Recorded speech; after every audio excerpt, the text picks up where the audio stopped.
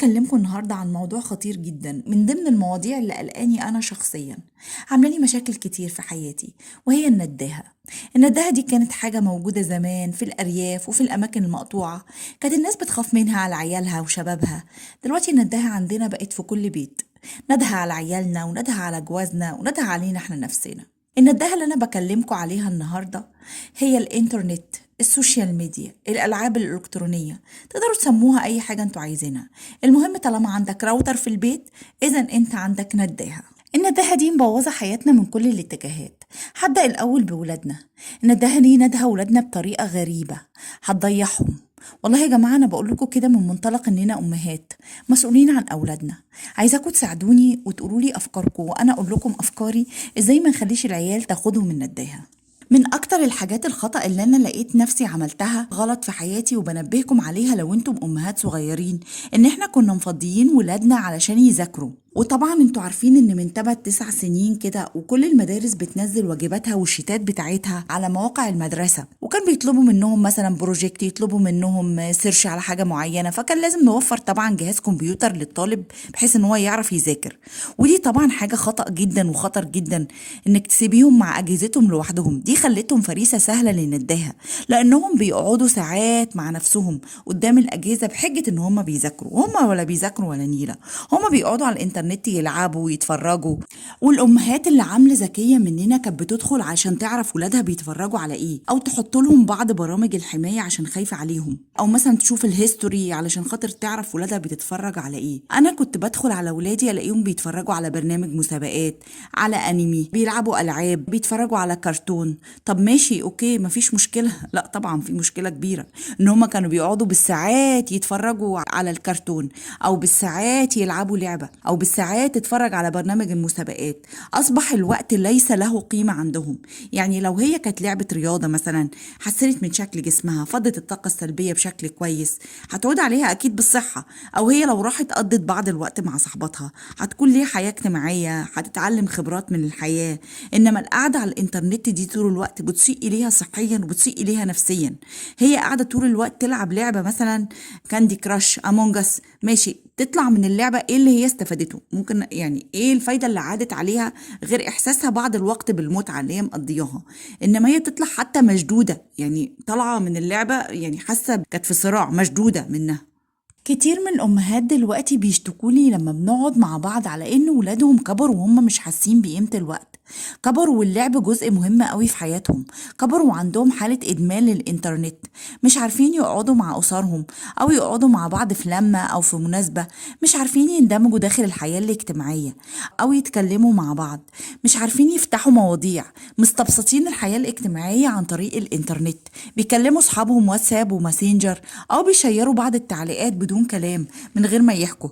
كل حاجة دلوقتي بقى ليها جروبات، جروبات للجامعة، جروبات للمدرسة، جروبات لأصحابك، معتمدين إن هما بيتكلموا بعض عن طريق جروبات الإنترنت. ومما يثير الضحك إن أنا دلوقتي لما أسأل بنتي على أي معلومة أو أي سؤال تقول لي ماما اسألي جوجل. اكتشفت إن عيالنا مش بيسألونا دلوقتي ولا بياخدوا مننا معلومات، بيسألوا جوجل على طول. ويرجع حد يسألني ليه الأسرة مش بيتكلموا مع بعض، وليه ولادنا ندهاهم النداهة. كمان من ضمن الحاجات ان انا لما نادي ولادي وهم قاعدين قدام الكمبيوتر، قدام الايباد، قدام الموبايل، اي شاشه، وانا بنادي عليهم الحقيقه مش بيسمعوني اصلا. فلما اقول لها ايه يا بنتي انت فين مش سامعاني، ترفع راسها كده في اتجاهي وبصالي، مش عارفه اقول لكم يعني كانها مش شايفاني، بعيون فارغه، اقسم لكم بالله نظره بلاها، كانها مش موجوده معانا في الدنيا. كمان لو تشوف اخلاقهم بعد ما شدتهم من الحاجه اللي هم كانوا بيتفرجوا عليها، سواء كان برنامج او لعبه من الالعاب، يا سلام تحسهم متعصبين جدا مني، تحسهم ان هم كانوا بيحلوا مشكله الكون وانا عطلتهم. انا عطلتهم ليه؟ ايه اللي انا عايزاه يساعدوني فيه يعني اهم من مشكله الكون اللي هم كانوا بيحلوها؟ بالاضافه ان هي بعد ما كانت تحسسك ان هي يعني مش دورها ان هي تساعدك، يعني ان هي دورها ان هي تروح الجامعه وترجع تلعب، او تروح المدرسه وترجع تلعب. اذا احنا ربناهم غلط، او حينا اليهم بهذه الايحاءات، وفرنا لهم الجو ده، وده قمه الخطا. ارجوكم لازم نوقف كل الاخطاء دي. تاني حاجه، لما بنسيبهم فترات طويله على الانترنت اخلاقهم بتبوظ، بينسوا الصلاه، بينسوا المذاكره، بينسوا الحياه، يعني ممكن يقعدوا 3 4 ايام ما بيناموش. والله واحده صاحبتي لسه كانت مشتكيه لي ان ابنها نازل النهارده الصبح، يعني ماسك صدره، نازل الجامعه ماسك صدره الصبح. ليه؟ تعبان بقاله 3 ايام مش بينام كويس. ليه؟ لانه يا حرام بيسهر يلعب طول الليل. انا شخصيا لو ما قررتش اني بطفي الانترنت في وقت معين كان ممكن يسهروا للصبح. هتقولوا لي ماما انتي ليه قلقانه ومقفوره قوي كده؟ لان انا شايفه بعينيا ناس كتير كبار حياتهم باظت بسبب ادمانهم للانترنت. ناس ضيعوا شغلهم، ناس ضيعوا اسرهم، ناس ضيعوا حياتهم الاجتماعيه وفشلوا في حياتهم، مكتفيين بموضوع الفرجه بس، وكأن دورهم في الحياه ان هم يقعدوا يتفرجوا. ما لهمش اهداف في الحياه، مش بيحاولوا يتعبوا نفسهم ابدا، قاعدين يتفرجوا على النجاح كأنهم هو ده اللي هينجحهم، قاعدين يتفرجوا على الناس، قاعدين يتفرجوا. وطبعا مفيش احسن من الانترنت ضيع لك وقتك. عشان كده بقول لكم ان ولادنا لو ما انتبهوش بدري وبدأوا يحسنوا من نفسهم وبدأنا نوجههم صح، حياتهم هتبوظ قدام ويبقوا زي الناس دي. طيب ايه الحل؟ الحلول اللي عندي هقولها لكم، ومستنية كمان حلول ومقترحات منكم. الحقيقة انا كنت مدركة لموضوع الانترنت ده من كام سنة، وحاولت ان انا اسيطر على الموضوع ببعض الافكار. هقول لكم اللي نجح منها. اول حاجة لاحظتها هي القدوة. طبعا احنا الاب والام لو بيقضوا فترات طويلة على الانترنت، الاولاد سواء كانوا كبار او صغيرين هيقلدوكم. لو انتم عاطين الاهمية قوي كده ومهتمين واخدكم وندهاكم ونداها، هم كمان هيبقى عندهم نفس الشعور وعايزين يقضوا وقت طويل على الانترنت. فما تطلبوش منهم حاجات انتم مش بتعملوها. كمان لو اتفق الاب والام على ان هم يقللوا عدد ساعات الانترنت ويشغلوا ولادهم في حاجات كتير، لما بيتفقوا مع بعض بيكون الموضوع اسهل كتير. لما يكون ولادك صغيرين الحمد لله المدرسة والمذاكرة بتاخد منهم وقت طويل، انتي كمان اشغليهم بتمرين. لو ممكن يلعبوا مع اصحابهم او مع جيرانهم، بلاش تسيبيهم يقعدوا قدام الشاشة اكتر من 2 أو 3 في اليوم، وكمان متفرقين. يعني مثلا ساعة لما يرجع من المدرسة وساعة بعد المذاكرة. تاني حاجة طفي شبكة الانترنت بدري، يعني حدد لهم ميعاد بنطفي فيه شبكة الانترنت كلها في البيت، كلنا بنتلم مع بعض الساعة 9 مثلا بنطفي شبكة الانترنت ونقعد كلنا مع بعض، سواء نتكلم سواء نتعشى نحكي مع بعض، نعمل اي نشاط عائلي مع بعض، بحيث ان هم يبقوا فاهمين ان هم قبل ما يناموا بيقضوا معانا ساعة مثلا لغاية الساعة 10، واحنا بنحكي او بنتكلم او بنقول الحاجات اللي حصلت معانا او بنحكي مشكلة، او بيقعدوا يسمعونا انا وبابا واحنا بنتكلم، مفيش مشكلة وهم يلعبوا حوالينا. في نهاية الطفولة وبداية المراهقة الولاد بيبتدوا يعتمدوا على نفسهم في المذاكرة. لو سمحتي ما تسيبهمش في أوضتهم لوحدهم بالساعات بحجة إن هما بيذاكروا.